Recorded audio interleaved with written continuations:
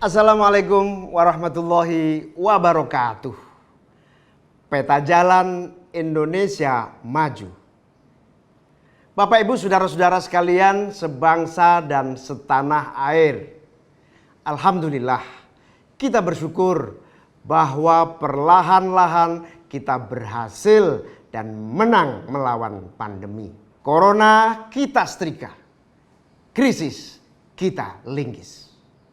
Indonesia kita berhasil mengendalikan pandemi dan kita akan memasuki era pemulihan agar anak-anak kita kembali bersekolah tatap muka, agar semua warga dan kaum muda kembali bekerja.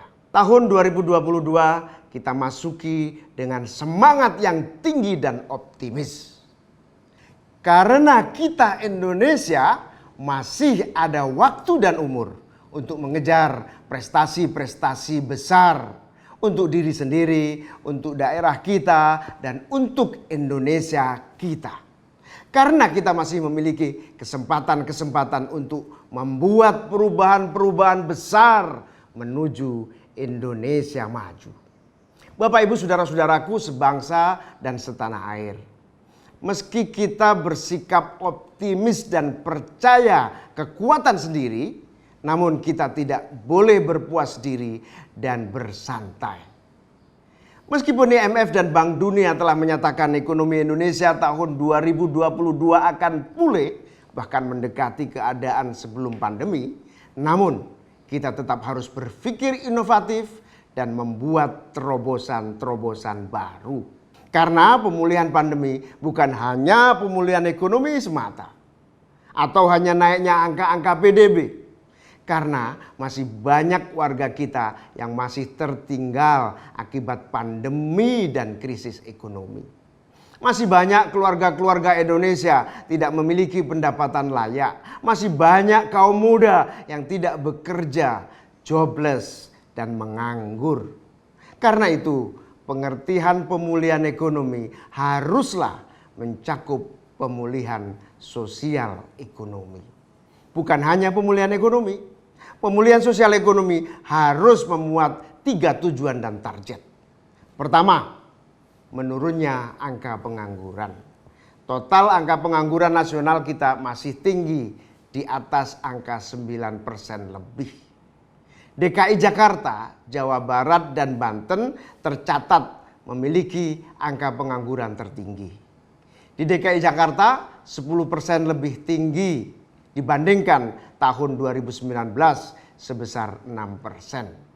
Saya ingin mengingatkan sekali lagi bahwa lapangan kerja adalah kepentingan nasional. Semakin banyak warga bekerja, semakin kuat kohesi sosial dan loyalitas untuk Indonesia kita. Karena itu saya mendesak perluasan dukungan pemerintah untuk orang-orang muda, warga pencari kerja, pelatihan kerja dan bimbingan mencari lapangan kerja.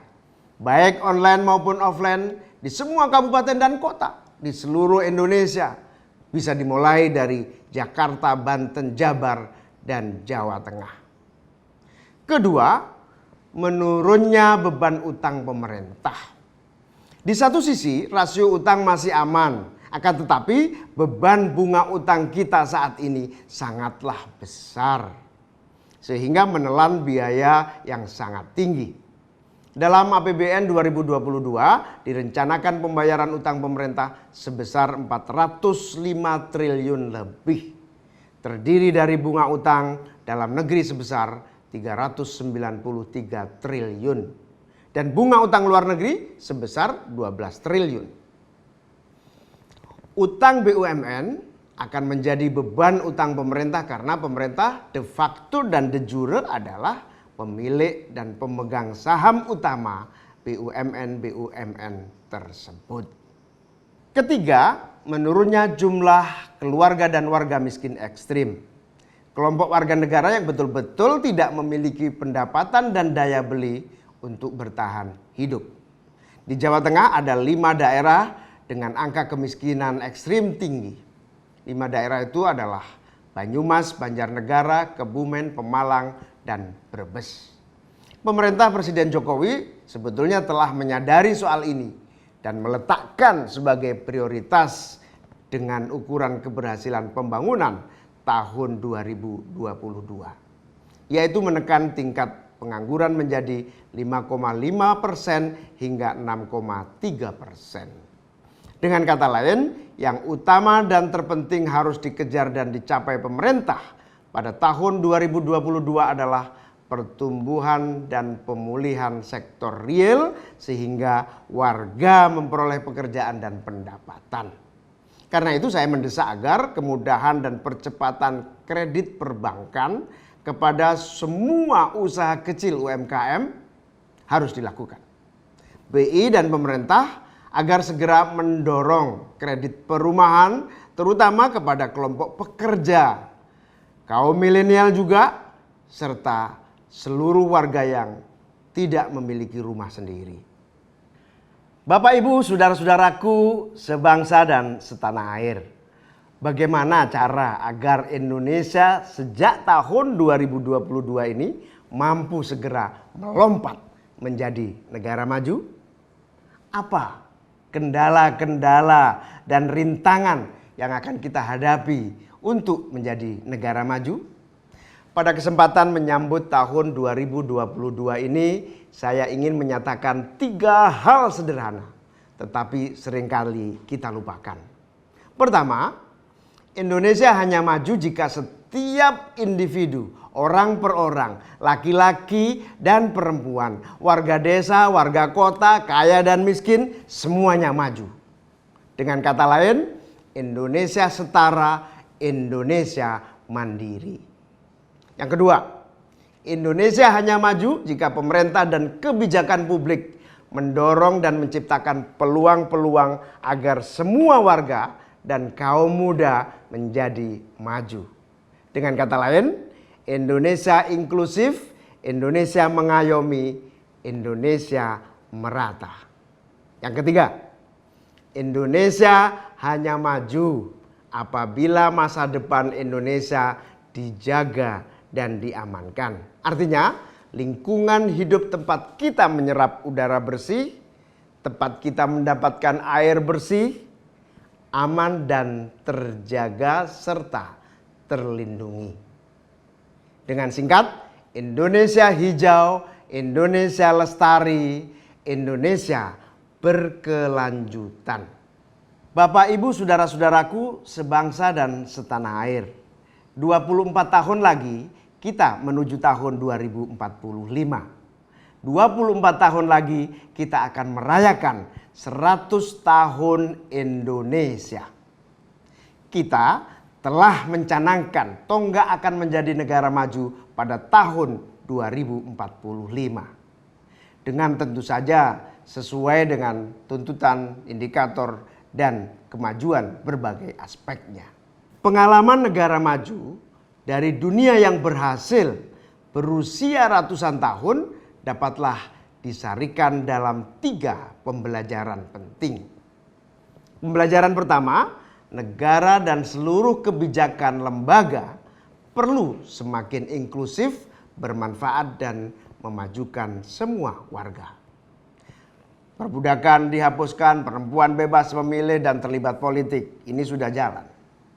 Para petani dan nelayan didukung oleh subsidi dan sarana infrastruktur memadai. Ini perlu dikuatkan lagi, ditingkatkan lagi. Kaum muda diberi kesempatan penuh untuk mengecap pendidikan, bekerja meraih skill tinggi, dan meraih konsep hidup yang baik. Sistem pajak dilaksanakan untuk mendanai pendidikan, belanja pegawai, dan jaminan sosial kesehatan dan pensiun. Ini juga sudah kita mulai, tapi perlu terus kita tingkatkan. Jaminan sosial dibuka dan melayani semua warga. Dukungan dana disediakan untuk riset-riset dan pengembangan teknologi. Baru saja kita mulai. Kota-kota ditata dan sistem pendidikan publik dibentuk dan didanai oleh negara. Taman-taman publik diadakan, lansia dimuliakan dengan berbagai layanan dan program-program perlindungan. Pembelajaran yang kedua, negara dan kebijakan publik perlu terus-menerus mendukung dan melakukan investasi dan menguasai modal ilmiah dan teknologi. Agar nilai tambah dan manfaat dinikmati warga, agar mampu membuat rakyatnya mandiri, berusia panjang dan menolong dirinya sendiri. Korea Selatan menjadi produsen baja terbesar di dunia. Meskipun tidak memiliki biji besi.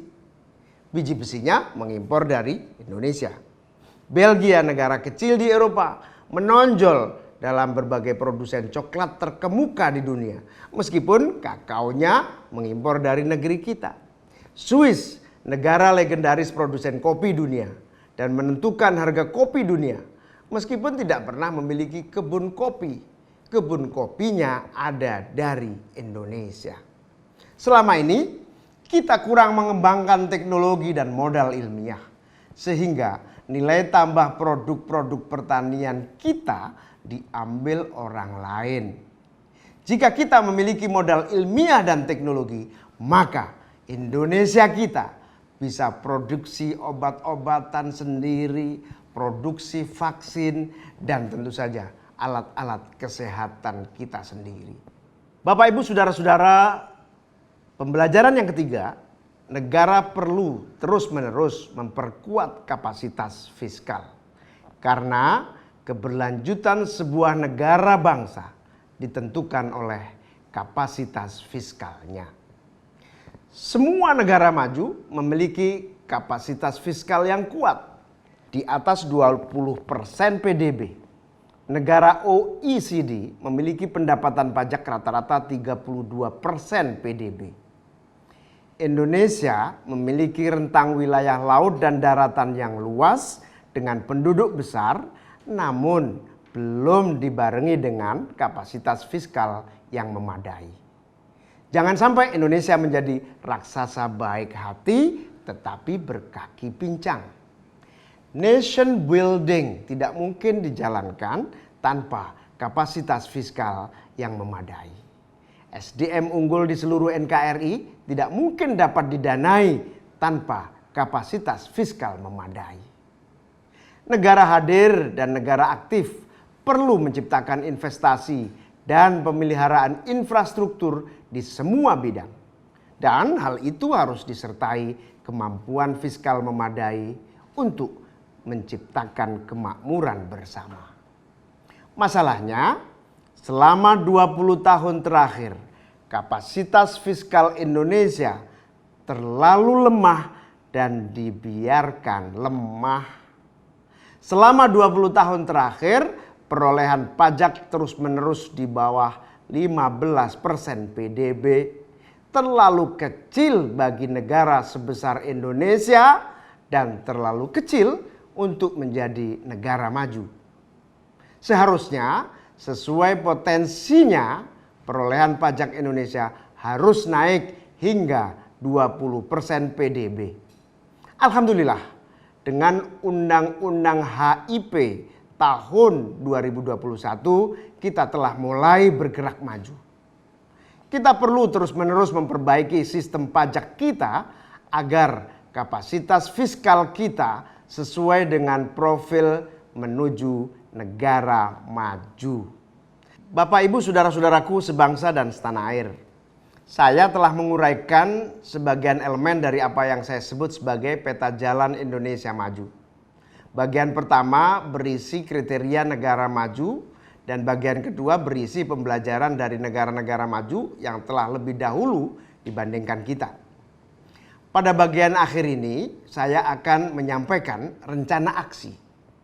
Sebab sebuah peta jalan akan tidak lengkap tanpa rencana aksi. Rencana aksi harus konkret dan nyata untuk memulai langkah-langkah menuju Indonesia maju dalam periode 5 sampai 25 tahun yang akan datang. Rencana aksi yang mendesak agar kita segera mampu keluar dari jebakan negara kelas menengah yang terus-menerus menjadi negara berpendapatan rendah dan gagal memperbaiki SDM dan teknologi.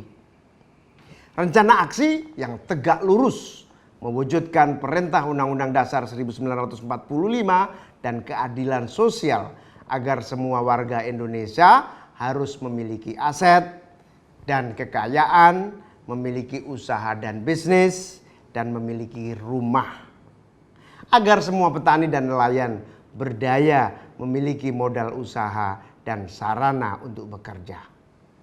Rencana aksi yang tegak lurus dengan amanat dan perintah Undang-Undang Dasar 1945 dan keadilan sosial. Agar semua warga Indonesia harus memiliki aset dan kekayaan, memiliki usaha dan bisnis, dan memiliki rumah. Agar semua petani dan nelayan berdaya dan memiliki modal usaha dan sarana untuk bekerja. Rencana aksi yang akan kita lakukan adalah 1. Indonesia setara untuk tujuan menurunkan ketimpangan kekayaan dan pendapatan. Program-program yang dikembangkan antara lain adalah pemilikan saham untuk karyawan 30% untuk semua perusahaan swasta yang terdaftar di Bursa Efek Indonesia. Juga konsesi lahan dan pertanian untuk organisasi sosial dan keagamaan seperti NU dan Muhammadiyah. Hal ini sebetulnya sudah dilansir oleh Presiden Jokowi. Rencana aksi lain subsidi perumahan bagi PNS, TNI, Polri, dan semua warga termasuk pekerja migran Indonesia. Subsidi modal kerja bagi petani dan nelayan dengan bunga 0%. Jaminan sosial kesehatan dan ketenaga kerjaan bagi pekerja migran dan keluarganya. Rencana aksi yang kedua, Indonesia profesional untuk melakukan upgrade SDM Indonesia secara terpadu dan meliputi semua program-program pengembangan SDM unggul, termasuk perbaikan kartu prakerja, dukungan beasiswa di bawah LPDP untuk semua jenis profesi, saintis, peneliti, pelatih olahraga, artis, seniman. Undang-undang pengembangan SDM harus kita buat, kemitraan antara industri dan pelatihan kerja vokasi. Rencana aksi yang ketiga, merangkum semua program-program pengembangan riset dan aplikasi teknologi untuk memupuk dan menciptakan teknologi baru untuk mengurangi ketergantungan modal ilmiah dan teknologi dari pasar internasional. Cakupan prioritasnya termasuk energi baru dan terbarukan, termasuk teknologi hidrogen untuk energi dan transportasi, serta mobil listrik. Teknologi pengolahan produk pertanian seperti kopi, kakao, ikan, dan lain-lain. Alih teknologi untuk produksi alat-alat kesehatan dan obat-obatan. Bapak, Ibu, saudara-saudaraku sebangsa dan setanah air. Demikian peta jalan Indonesia Maju beserta rencana aksi yang bisa kita jadikan bagian dari kerja-kerja tahun 2022. Selamat tahun baru, mari kita songsong dengan penuh keyakinan dan optimis.